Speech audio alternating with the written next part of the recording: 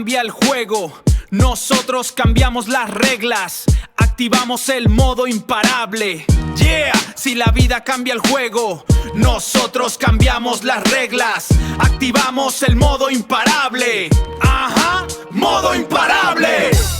Un podcast más de Modo Imparable, porque cuando la vida cambia el juego, nosotros cambiamos las reglas. Hoy tengo el placer de estar con una persona muy importante para mí, Lore. Un saludo desde México hasta Francia. Hola, hola, ¿cómo estás, Irvin? Muy bien, ¿y tú? Me Bien. gustaría empezar haciéndote una pregunta. ¿Quién es Lore? Realmente, Lorena, yo soy psicóloga, soy psicóloga conductiva conductual. Tengo un diplomado en neuropsicología y en psicofarmacología. Mi maestría la hice en Francia, es por eso que actualmente estoy viviendo y trabajando en Francia. Trabajo en un asilo para personas de la tercera edad, pero estas personas tienen una enfermedad neuroevolutiva, como puede ser Alzheimer, Parkinson, normalmente es más Alzheimer. Entonces, yo estoy en el área de justo para las personas que cuidan a estas personas, ¿no? Porque estamos divididos por áreas. Mi área es esa, ¿no? Cuidar a los cuidadores. Justo, yo creo que es un tema del que no se habla mucho, el tema del acompañamiento o de cuidar a una persona en cierto tipo de enfermedades, ¿no? Por ejemplo, el Alzheimer, degenerativas como puede ser el cáncer, diabetes, etcétera, ¿no? ¿Qué tan importante es tener un acompañamiento eh, personal, pero más allá que sea personal, sea profesional? Qué buena pregunta, Irving. La verdad es, creo que antes de responderla, tenemos que pensar en quién es el cuidador y por qué ese cuidador necesita ser cuidado, ¿no? Normalmente una persona que cuida es una persona informal. Cuando hablo de una persona informal, no me refiero a un profesional de la salud, ¿no? Puede ser un enfermero o un médico, no. Un cuidador informal puede ser parte de tu familia, ¿no? Un esposo, tu hija, tu hijo. Inclusive nos ha tocado ver que los cuidadores sean vecinos, ¿no? Ujú. Alguien muy cercano. Muchas veces el cuidador ni siquiera se percibe a él mismo como soy cuidador, Cuidador. ¿no? Sí, Me claro. toca ser cuidador. Es más, o escuchamos muy seguido pues es que es o sea, tengo que hacerlo, ¿no? Es mi mamá. O solamente estoy ayudando, o no puedo quejarme, y quitarse un poquito como esta carga también de no puedo quejarme porque la persona que estoy cuidando pues está peor, ¿no? Entonces, desde ahí creo que es importante como partir de qué es el cuidador y por qué ese cuidador necesita ser cuidado. Ahora, ¿por qué necesita ser cuidado? Justo porque ese cuidador muchas veces no se percibe como tal y piensa que cuando se descansa, cuando duerme, cuando come mejor, se percibe como egoísta, ¿no?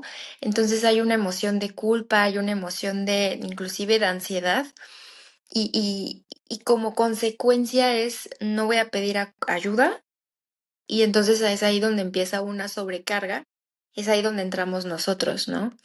Difícil, ¿por qué difícil? Porque como lo dije al principio, no, ellos mismos no se perciben como cuidadores. Entonces, si tú no te percibes como cuidador y no percibes que también estás cansado, y digo, más adelante hablaremos inclusive del síndrome del cuidador, no te percibes como tal, es muy difícil que tú vayas a pedir ayuda, ¿no? Entonces ya llega un momento donde ya estás muy cansado, donde también ya tienes depresión, donde ya hay un agotamiento, donde ya hay irritabilidad, ¿no? Donde ya hay pues problemas más allá. Y es ahí donde entramos nosotros como psicólogos para no solamente ayudarlo en el tema de la salud mental.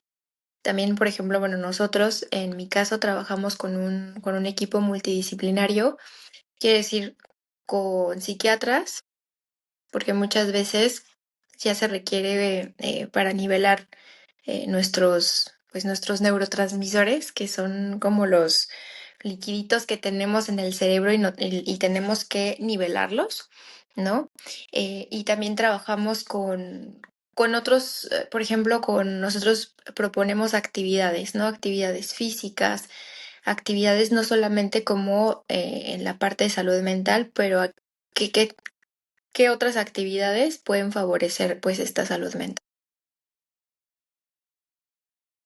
¿Qué Yo piensas? creo que de por sí es una situación muy difícil cuando se enteran que un familiar tiene algún diagnóstico que no es favorable y ahí en donde entra este modo de, híjole, soy esposo, tengo, o soy esposa y tengo, soy hijo y tengo esta responsabilidad de ayudar, de estar, pero muchas veces se descuida esta parte propia, ¿no? Porque tenemos nosotros más como pueblo mexicano, creo que somos muy empáticos en esa parte y abandonamos hasta nuestra propia identidad, nuestra personalidad y lo que estamos viviendo por ayudar a otras personas, ¿no? De hecho, hay una frase que dentro del área de emergencias es la buena voluntad no cambia vidas. ¿Qué cambia vidas?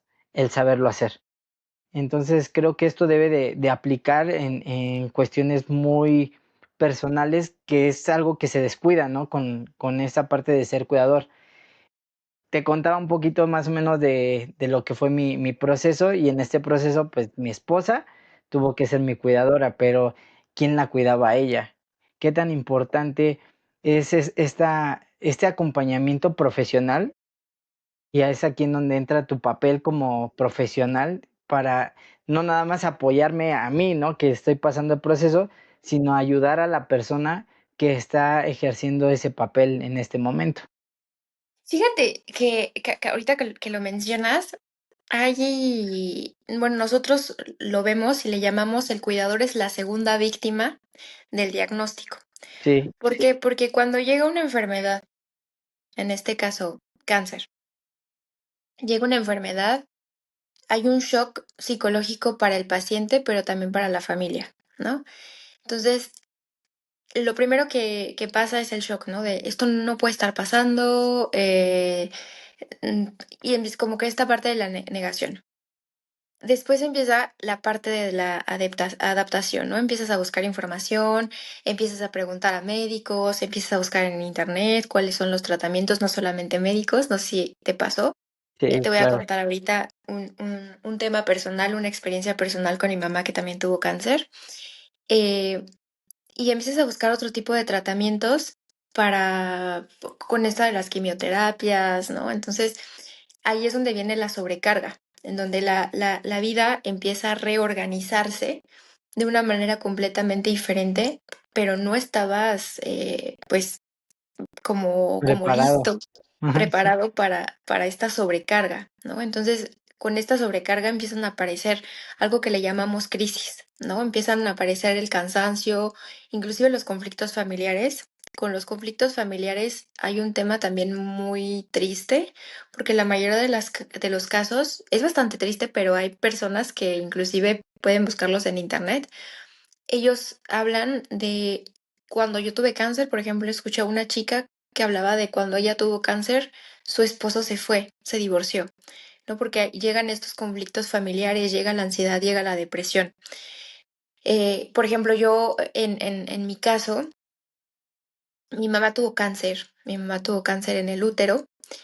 Y empiezas, fue muy curioso porque yo estaba lejos, ¿no? Mi mamá vive en México, yo vivo en Francia, y recuerdo que meses atrás ella no me dijo creo que como 7 meses después.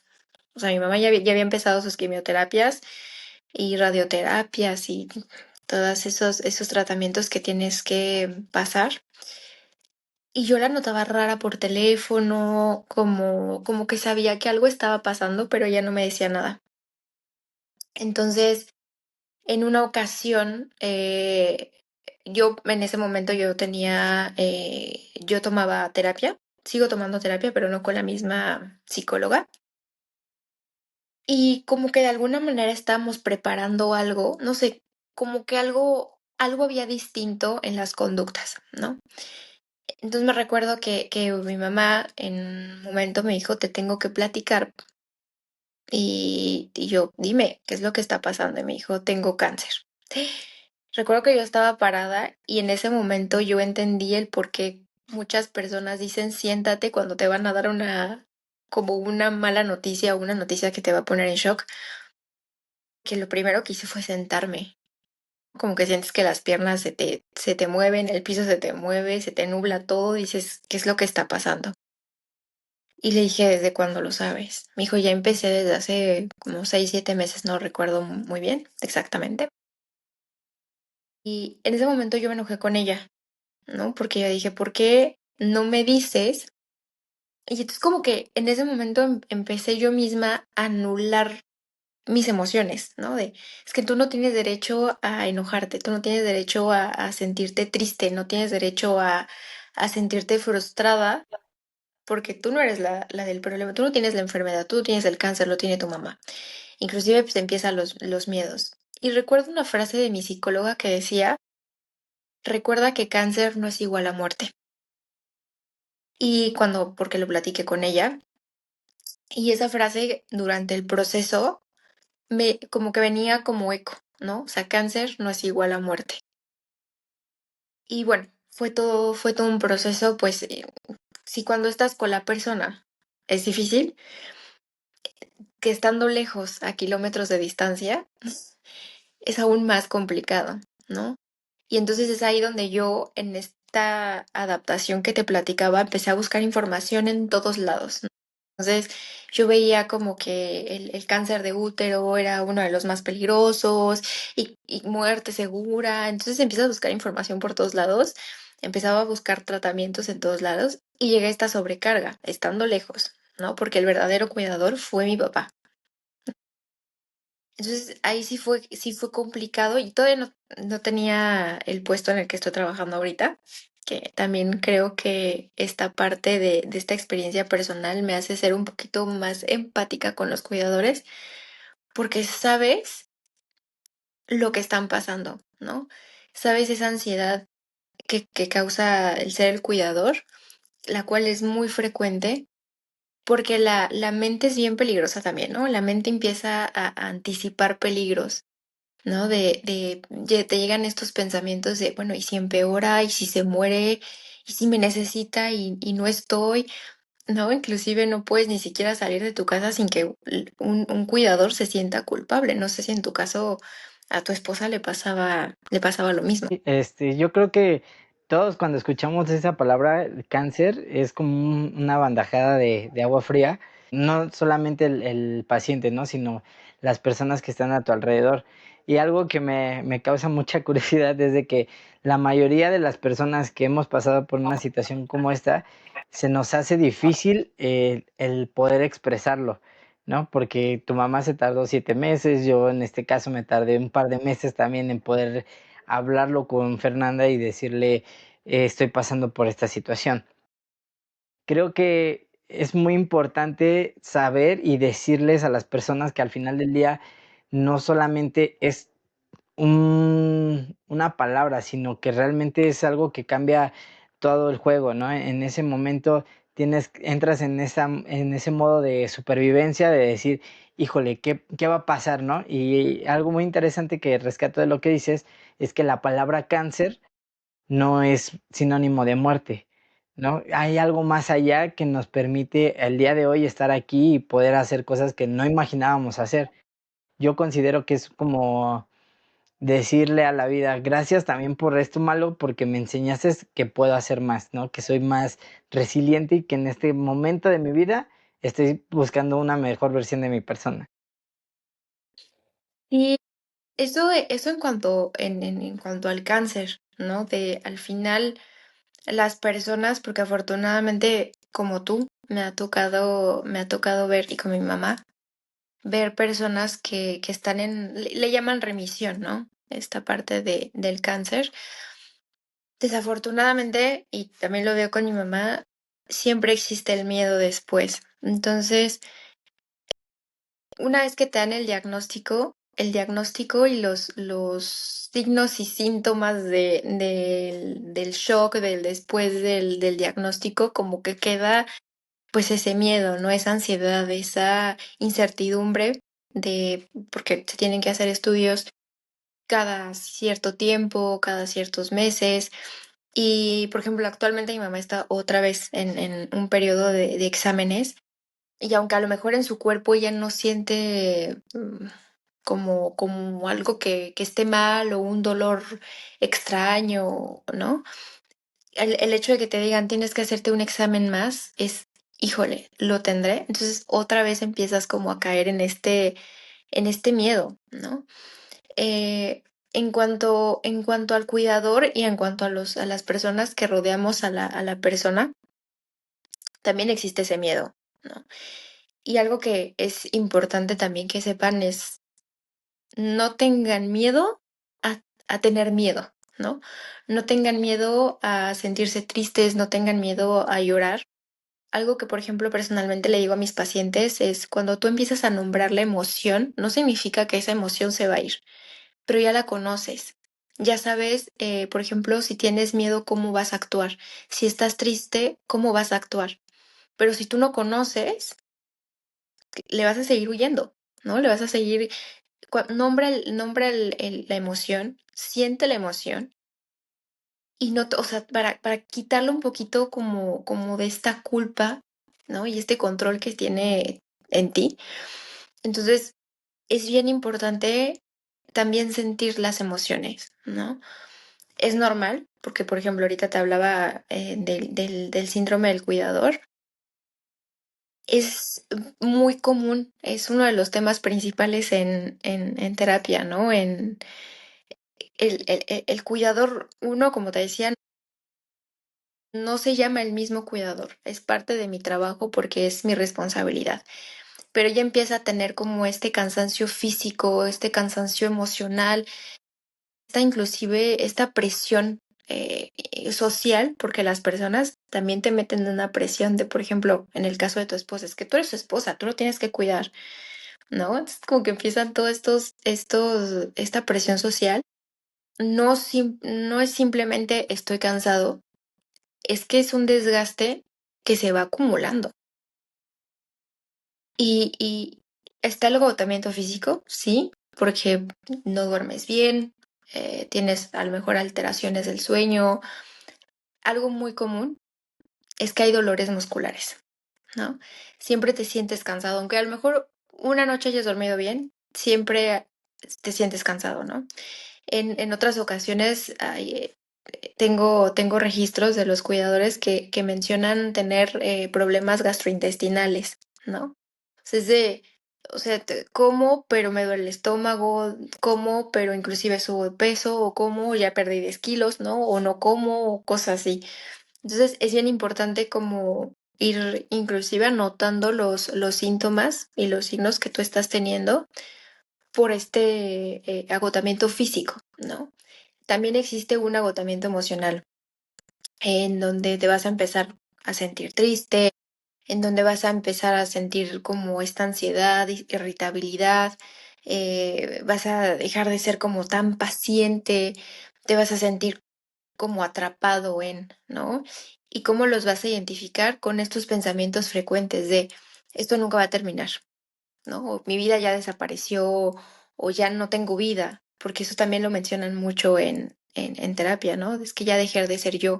Por ejemplo, en el caso de las mujeres, sabemos que es un tema de cuidado, de pintarse el cabello, de maquillarse, a lo mejor algunas van al gimnasio y es como todo lo que yo hacía antes ya no lo hago.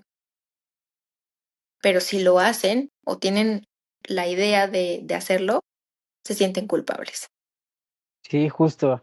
Y yo creo que sí es un punto muy, muy válido lo que acabas de decir, porque de por sí, yo hablando desde mi experiencia como hombre, después de haber sometidote a un tratamiento en donde aparte de ese tratamiento llevas una cirugía, te ves al espejo y no te reconoces, pues no quiero imaginar el impacto visual y psicológico que llega a tener una mujer, ¿no?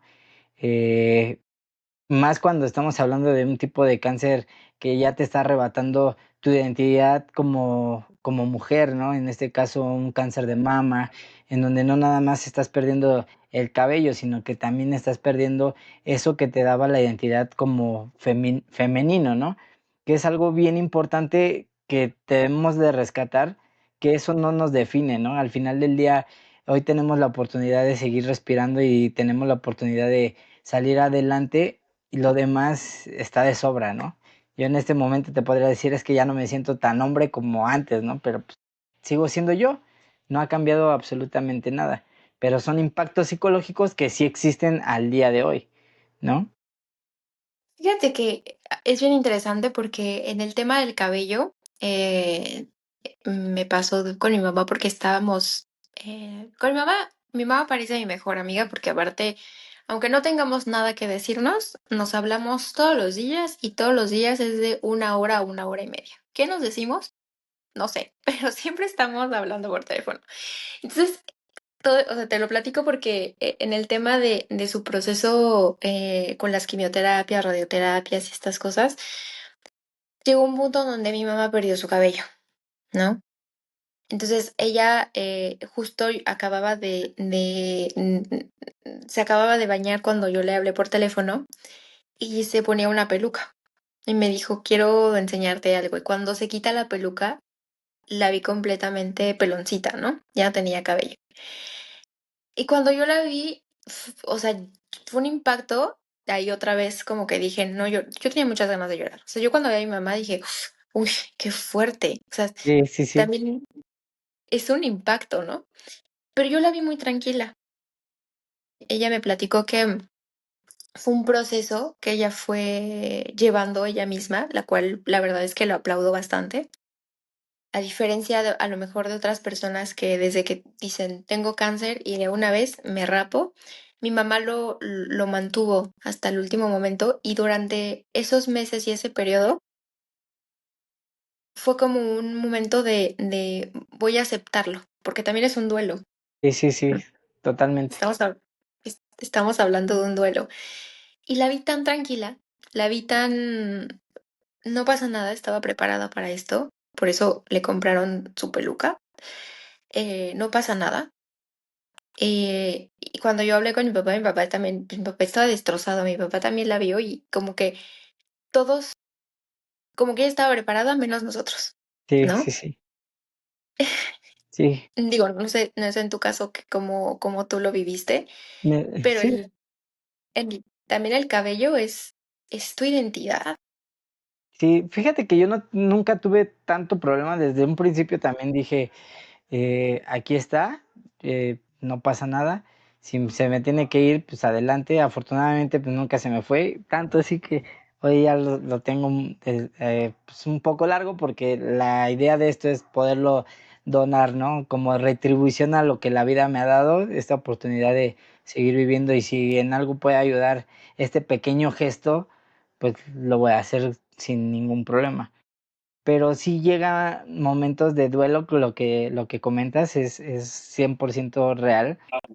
Yo creo que más allá del cabello hay otras secuelas que te hacen pensar y replantearte mil veces que ya no eres la misma persona. Y ese proceso de aceptación, yo creo que ese ha sido el más difícil, porque, te das cuenta de que, pues, muchas cosas que antes podías hacer que eran normales, pues ahorita ya no las puedes hacer por ciertas situaciones que tienes, ¿no? Esas secuelas, pues, siguen estando ahí y poco a poco vas encontrando esta oportunidad contigo mismo de ir superando, ciertos peldaños que te ayudan a salir. A mí, en lo personal, pues, el deporte ha sido una super herramienta que me ha ayudado no nada más a sentirme bien físicamente, sino también mentalmente, ¿no? Porque el impacto de poder correr tal vez 1 kilómetro y decir: "Ah, ya corrí 1 kilómetro, y decir: "Ah, ya corrí 1 kilómetro, puedo hacer esto". Ah, ahorita pude correr afortunadamente 21 kilómetros y digo: pude correr 21 kilómetros. Entonces, todas esas situaciones, pues, son duelos que se van teniendo uno como paciente, pero Ese es lo que tú estás viviendo como paciente y es lo que a ti te toca trabajar, pero hay cosas que tú no puedes controlar. En este caso, ¿qué es lo que están sintiendo mis hijos? ¿Qué es lo que están sintiendo mi esposa, mis papás, mi suegra, etcétera? Entonces, tú entiendes desde tu trinchera como paciente que una, hay una regla en las emergencias que se llama la regla del yo-yo. Primero yo, después yo y al último yo. Y esta yo la he aplicado en este proceso porque entendí que si yo no estoy bien física, emocionalmente, pues simplemente mi familia no va a estar bien. Entonces, eso yo lo tengo muy claro, pero yo hay cosas que yo no sé ni quisiera saber porque al final del día son costales que a mí no me corresponden, pero de alguna forma, indirectamente, sí es una carga emocional también a mí como paciente el saber que qué está pensando mi esposa, qué están pensando mis familiares en este proceso, Mm. y eso yo no lo puedo controlar. Es que es lo que te decía, ¿no? La parte de nombrar un poquito las emociones. Sí hay muchos duelos, en este proceso hay muchos duelos. Tú como paciente, la familia, en este caso el cuidador, también tiene un sentido de pérdida personal, ¿no? La persona deja de existir fuera de su rol como cuidador, ¿no? Como cuidadora, ¿no? Se dan cuenta que antes era la persona, la profesional, ¿no? Por ejemplo, en mi caso, la psicóloga, ¿no? La pareja, la amiga, el amigo, la persona que tenía actividades, como con los hobbies, voy al gimnasio, lo que sea, o salgo con amigos inclusive. El ser nada más el cuidador de es una pérdida también personal. Pero es que el sentimiento de culpa, el sentimiento de pérdida, el duelo que están viviendo colectivamente, también es un tema que no se reconoce. Es un tema que a lo mejor sabes que algo ya no es lo mismo, pero no sabes que estás pasando por un duelo.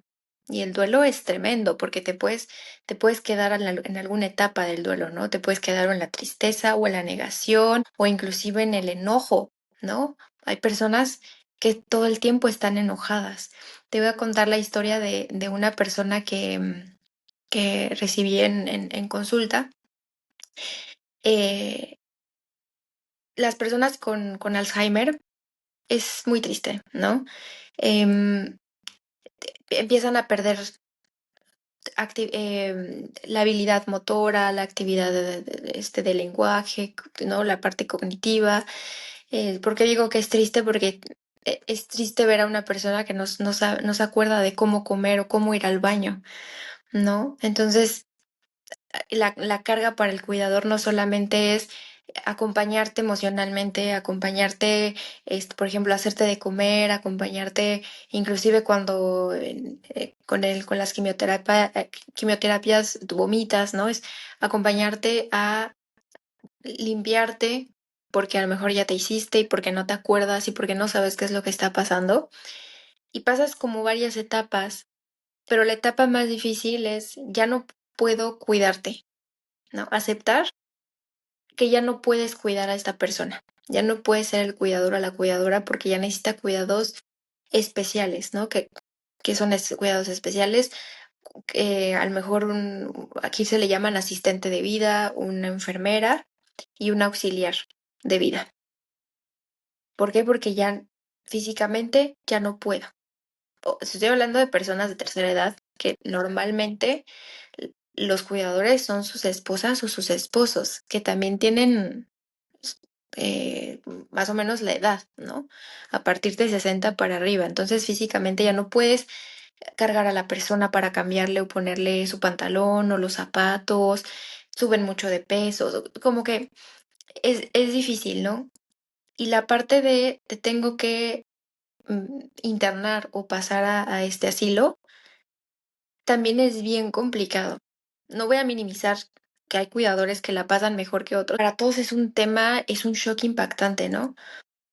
Pero esta parte de no sé cómo aceptarlo, te estoy hablando solamente de pasar de tu casa a un hospital, ¿no? Bueno, un asilo, pero vas pasando por etapas y son tan seguiditas que es como recibes un golpe, recibes otro golpe y apenas te estás poniendo un curita en el primero y ya llevas 5, ¿no? Entonces también es importante ver todas estas etapas, sentirlas, vivirlas y como digo, y lo voy a seguir diciendo, nombrar lo que estás sintiendo. Sí, sí, sí, sí. Me dejaste sorprendido con eso. Creo que es algo que muchas veces no percibimos. La finalidad de hacer este podcast es justo darle visibilidad a las cosas que no se tiene.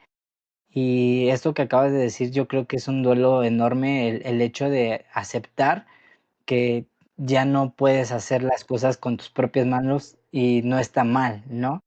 No está mal pedir ayuda, pero es algo bien complicado, y yo me lo he encontrado hasta con mi propia persona, ¿no? El hecho de abrirme y pedir ayuda ha sido una situación muy difícil, porque estamos acostumbrados de que, tenemos más uno como hombre, tienes que ser fuerte, tienes que ser el proveedor, tienes que ser esto, tienes que ser aquello, y en algún momento verte tan vulnerable, y no me quiero imaginar las personas, como dices, que ya perdieron todo, ¿no? Porque están perdiendo hasta la esencia de quién eran. Es bien triste. Yo les llamo, porque también trabajo no solamente con los cuidadores, digamos que 20%, para explicarte rápidamente, es un asilo, pero en ese asilo entonces está lo que le llamamos la plataforma de respiración y acompañamiento, en donde estoy yo, estamos como el equipo. Como le platico a mi mamá, está como la guardería, ¿no? La guardería es las personas que están muy al inicio de su enfermedad y hago actividades cognitivas y de memoria, ¿no? Y entonces, imagínate si, porque es difícil separar la empatía personal de la empatía Sí, claro, profesional. profesional. Y te empiezas como a generar esta empatía y esta alianza con una persona y le empiezas inclusive a agarrar cariño. Y cómo, ahora te estoy hablando de la parte profesional. Imagínate cómo no lo vas a hacer con tu mamá, con tu papá, con tu esposa, con tu esposo, inclusive con tus hijos, ¿no? Es bien complicado porque es la parte del miedo de perder a la persona y todo lo que estamos hablando, ¿no? De estas pérdidas personales que tú también tienes. Y algo que es bien difícil también identificar es la culpa. Creo que la culpa aparece justo por esta idea social de es que si amas a alguien debes cuidarlo, ¿no? Ujú. Completamente tienes que dar tu vida y en tu caso como hombre también juega mucho la parte cultural y lo que nos han enseñado de eres el hombre, no puedes llorar y eres el que trae el dinero a Ujú. la casa y como que también todas estas ideas, te digo que también el papel de la sociedad juega muchísimo, la parte cultural juega muchísimo, Sí, claro. pero algo que también es importante mencionar es, ¿qué pasa? Si existe culpa, pero existe una culpa que es sana, ¿no? Por ejemplo, con mis pacientitos, ¿no? Se hizo del baño y a lo mejor le grité, ok, fui impaciente en ese momento, pero voy a pedirte una disculpa. Y separar lo que es la culpa sana, porque es normal también sentir culpa. Sí, No claro. puedes no tener culpa, Ujú. pero hay que separar lo que es la culpa sana de la culpa tóxica, ¿no? ¿Qué quiero decir con la culpa tóxica? Es esta que genera sufrimiento, pero no tienes una solución. Y entonces todo el tiempo estás pensando en que eres una mala hija. En mi caso, soy una mala hija porque no estoy con mi mamá. Sí. O no tengo derecho a salir. O si algo empeora es porque no hice lo suficiente. Entonces hay que separar. La culpa siempre va a haber culpa, pero hay que aprender a diferenciar lo que es la culpa sana de la culpa tóxica. Entonces aquí aparece algo que nosotros llamamos distorsión cognitiva, que es para hacer un ejemplo claro, es los pensamientos de todo o nada.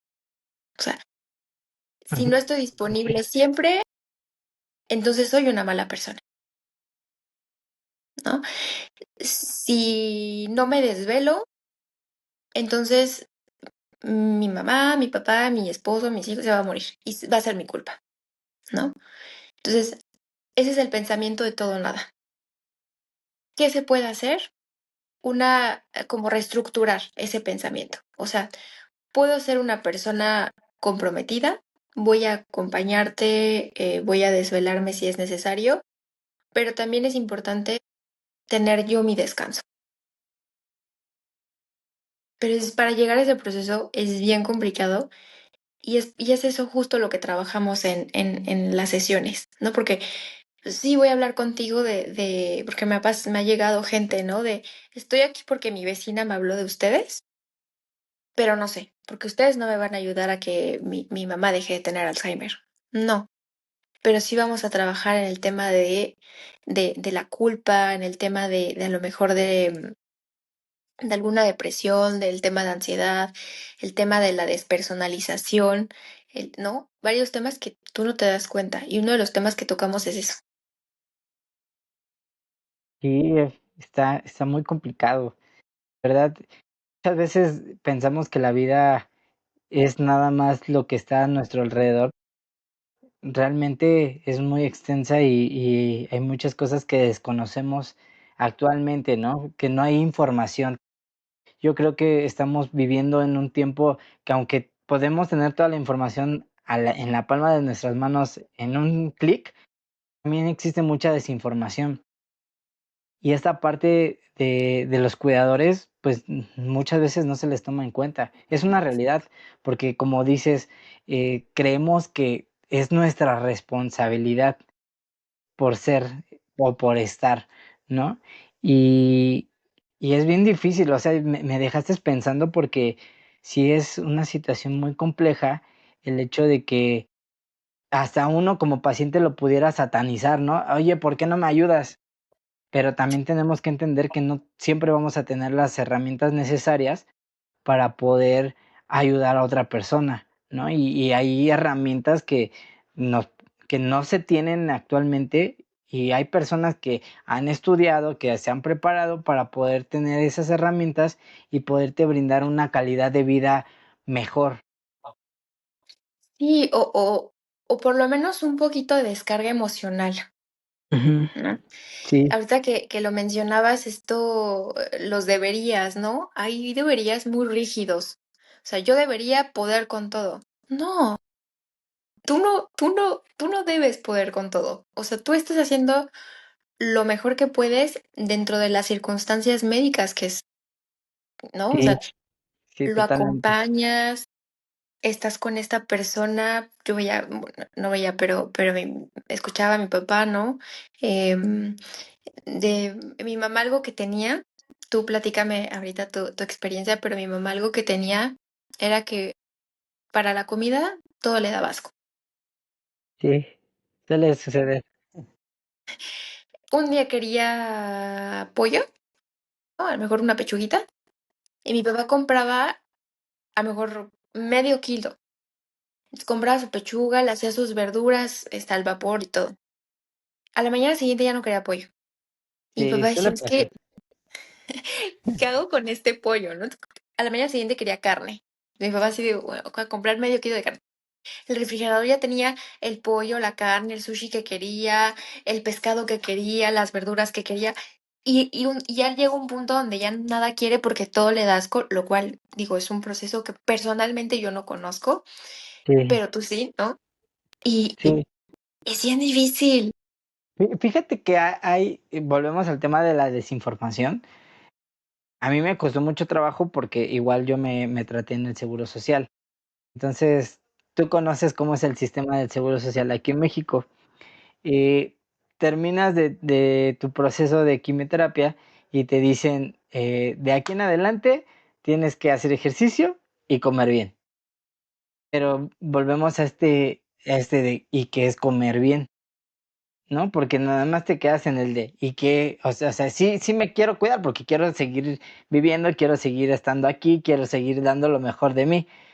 Y te quedas en ese de, a mí me pasó porque es un miedo que tienes constante de, híjole, no puedes comer azúcar porque te va a dar cáncer, no puedes comer carne porque te va a dar cáncer. Y entonces tú vives en una desinformación total que de plano, y es aquí en donde uno llega como paciente a pedir ayuda.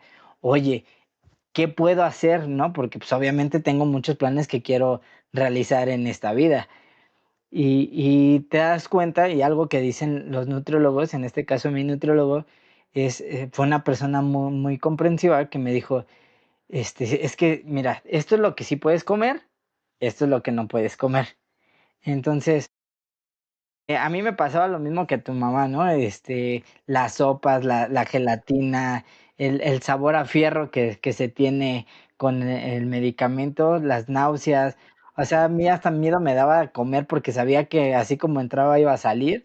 Entonces, es un proceso un poco complejo y también es parte de entenderte, ¿no? De volver a a conectar con tu persona y entender que ya no eres la misma persona y que estás pasando por un proceso, pero también algo que he descubierto es que todo es temporal, que nada es para siempre y que nada más nos toca hacer una amiga de Colombia, Alejandra, le mando saludos, tiene una frase que a mí me impactó, porque dice que no debemos de estar al 100% en una situación como esta.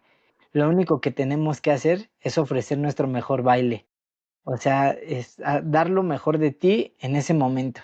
No necesitas estar al 100% para sentirte bien, porque es una realidad, nunca vas a estar al 100%, pero sí puedes hacer lo mejor posible con lo que tienes en ese instante. Entonces, creo que más allá de este tema, creo que es muy importante lo que dices. Hay que esforzarnos y hay que aprender a pedir ayuda, ¿no? Porque no son herramientas que nosotros tengamos en este momento. Fíjate que ahorita y retomo tu última frase de hay que aprender a pedir ayuda. Es que es importante, o sea, la importancia de pedir ayuda, porque muchas familias, por a lo mejor tema cultural, tema lo que tú quieras, funcionan desde la idea de nosotros podemos solos, ¿no? Pero es importante también saber que el cuidador requiere una red, ¿no? Una red de apoyo, eh, no sé, para que a lo mejor le ayude inclusive a hacer las compras, trámites, no sé, el apoyo emocional, ¿no? Que alguien lo escuche, que alguien valide sus sentimientos. El apoyo profesional también es bien importante. Nosotros como psicólogos, a lo mejor grupos de apoyo, asociaciones, no sé, a lo mejor en Facebook, porque nosotros, por ejemplo, lo tenemos. En México no sé si exista, fíjate, pero nosotros lo tenemos. Nosotros con algunos colegas hemos creado estos cafés de grupos de apoyo en donde varias, bueno, cuidadores de diferentes, a lo mejor, tipo de enfermedades que sus familiares, amigos o vecinos tienen, Alzheimer, cáncer o lo que sea, y hemos creado este grupo de apoyo como de café, como para que hablen, para que, ¿no? O sea, esta parte, a lo mejor vas a decir, ¿para qué? ¿No?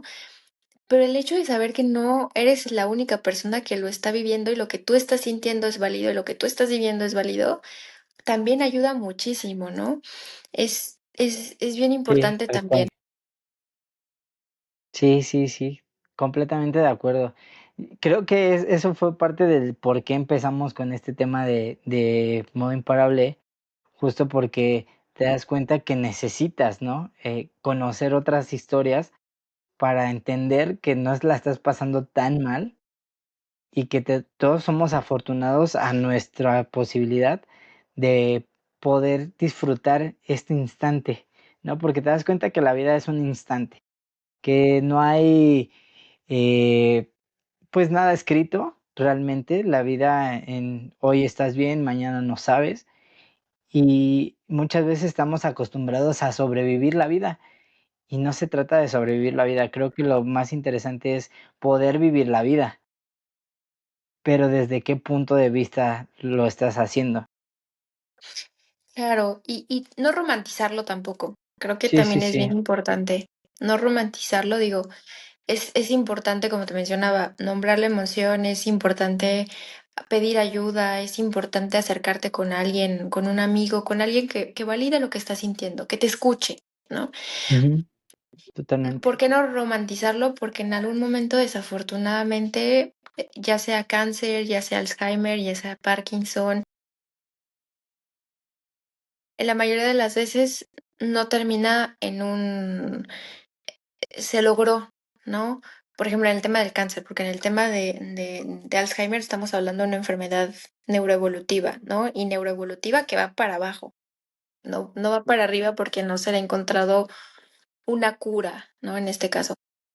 Pero el acompañamiento psicológico, porque en muchas ocasiones el diagnóstico, por ejemplo, en cáncer es metástasis, se llama, ¿no? Sí, Ujú. metástasis. Sí, metástasis. Y ahí es, ¿no? Es otro, o a lo mejor otro tipo de cuidados para el cuidador, Sí, un claro. poquito a lo mejor como tanatología también, es bien complicado. De verdad es a las personas que están viviendo un proceso y que son cuidadores, de verdad es bien complicado, pero no es imposible, no. Sí, claro. Yo creo que todos, todas aquellas personas que se han dedicado a gran tiempo de su vida a apoyar a otras personas, ya sean familiares, ya sean profesionales de la salud, en acompañar a una persona con una situación, un diagnóstico difícil, creo, en mi parecer, yo las considero imparables, porque puede estar cayéndose el mundo a pedazos, son el pilar que sostienen toda esta tormenta, ¿no? Yo creo fielmente de que sí necesitamos, más personas que, más allá de la empatía, también tengan esta preparación profesional, que puedan dar las herramientas necesarias, no nada más al paciente, sino al cuidador, para poder salir adelante. Y como psicóloga te puedo decir que uno de mis objetivos principales para acompañar a un cuidador, nuestro objetivo no es quitarte la responsabilidad, no es quitarte el amor, no es quitarte el compromiso. No tenemos una varita mágica para que tú dejes de sentir angustia, para que tú dejes de tener miedo, ¿no? Pero uno de nuestros objetivos es que aprendas a cuidar sin que tú desaparezcas, ¿no? De que aprendas a lo mejor a acompañar sin que tú solita o tú solito te destruyas tu personalidad, que puedas aprender a pedir ayuda sin sentirte débil, porque, como lo mencionábamos, muchas veces no puedo pedir ayuda porque es mi responsabilidad. Y entonces ahí están los porqués y los debería. Entonces, me parece importante también que esta parte, porque todavía tenemos muy satanizado la parte de ir a psicólogo y pedir ayuda, pero eso es Sí, más que claro. nada es nuestro objetivo. Y yo creo que la salud emocional es lo principal que se debería de tomar, que no tenemos aquí en México y parte del mundo esa cultura sobre la salud emocional, y en otras áreas, pero específicamente en el área de la salud emocional, es muy compleja, ¿no? Yo creo que ustedes son de las personas que más están batallando diariamente para poder traer estas herramientas y que sean, más allá de accesibles, que estén con esa visibilidad que necesitan. Sí, y fíjate que a las personas que están escuchando este podcast o viéndolo, es importante también que sepan que el que ustedes cuiden no significa que deben de dejar de cuidarse, ¿no? Nadie va a perder la dignidad por aprender a pedir ayuda. De verdad, pidan ayuda. Es el acto de amor, pero también es valentía. De verdad, es bien importante. Nosotros con nuestro equipo hay una frase que un cuidador, estoy tratando de decir, un cuidador que se cuida a sí mismo es un cuidador que puede continuar a cuidar, ¿no? Porque el día de mañana la persona que está cuidando también se enferma y ¿quién lo va a cuidar a él o a ella? Sí, justo. Sí, podría parecer egoísta, pero yo creo que la realidad es de que el amor propio, y ahí engloba toda esta parte de yo tengo que ver primero por mi persona para poder ayudar a alguien más, es algo muy importante que no se debe de dejar ahí al aire, ¿no? Sino que en verdad se tomen cartas en el asunto y se haga algo para poder seguir ayudando con ese amor y con esa incondicionalidad a nuestros Ujú. seres amados.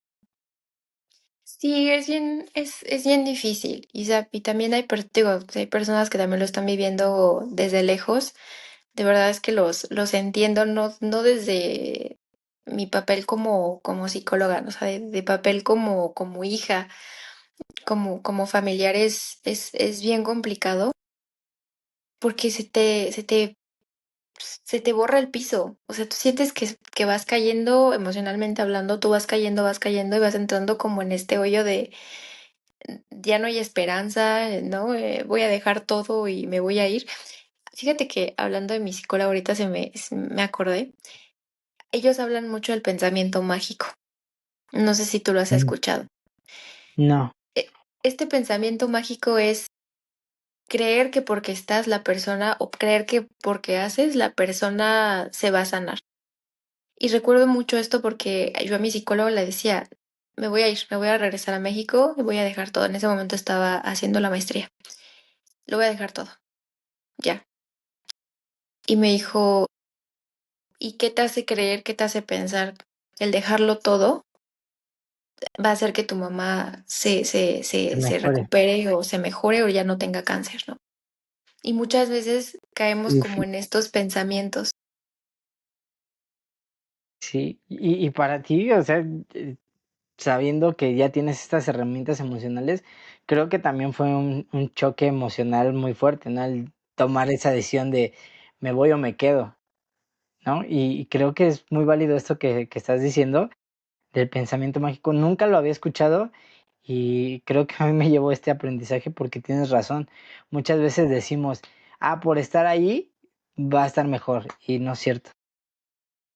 Sí, o si hago esto, ahora sí en el trabajo me ha tocado, te puedo decir que del 100% el 68% ha dejado sus trabajos para dedicarse completamente a la persona que cuida.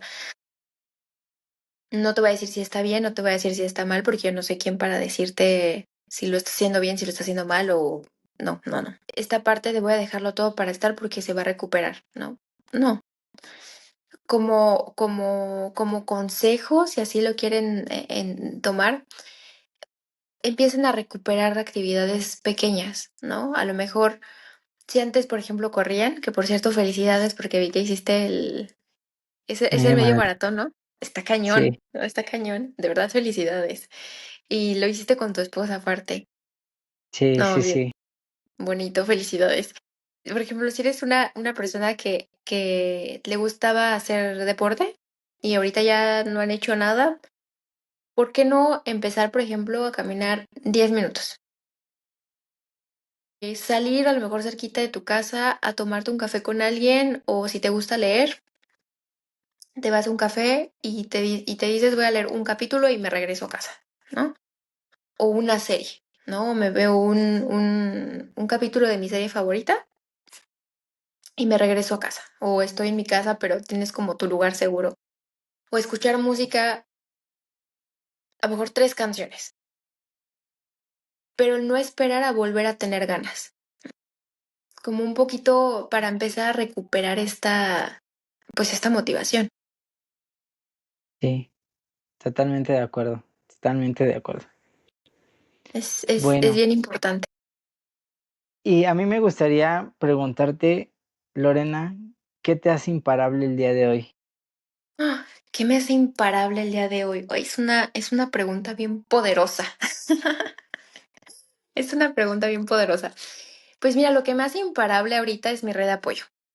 Lo que me hace imparable porque así lo veo, por ejemplo, es mi familia, ¿no? En este caso, mis abuelos, porque todavía tengo la fortuna y la bendición de contar con mis viejillos, es que así les digo, mis viejillos, de amor, de cariño, contar con ellos, de contar con mis papás, de contar con mis sobrinos, de contar con mi esposo, de contar con mis amigos también, porque es difícil estar lejos de casa y al final tus amigos que encuentras, por ejemplo, en este caso aquí en Francia, se hacen mis amigos, se hacen mi familia, ¿no? Entonces, Sí, creo claro. que es esta parte de que me hace sentir imparable, es mi red de apoyo, sin duda. Y, ay, mis perritos, porque también son parte de mi familia. Uy, yo soy así de Sí, que animal, así los amo y, ¿no? Pero creo que ahorita te puedo decir que eso es lo que me hace imparable. O sea, mi red de apoyo, motivación, y obviamente, bueno, los objetivos que se tienen que los tengo bien ahí definidos. Creo que es lo que más me hace imparable. Saber que puedo contar con su amor, con su cariño, con su apoyo incondicional, me hace imparable. sí. Pues antes de que terminemos este episodio, eh, antes que nada te quiero dar las gracias. Gracias por haberme regalado este tiempo, porque a pesar de las diferencias de horarios, te diste este espacio para poder compartir no solamente conmigo, sino con todas las personas que nos pudieran estar viendo el día de hoy. Para mí es un honor y un privilegio el haberte tenido aquí, te lo digo honestamente desde el corazón. Muchas gracias por todo esto, porque sé que aunque solamente nos vea una persona, esto le va a llegar a la persona que lo tenga que ver.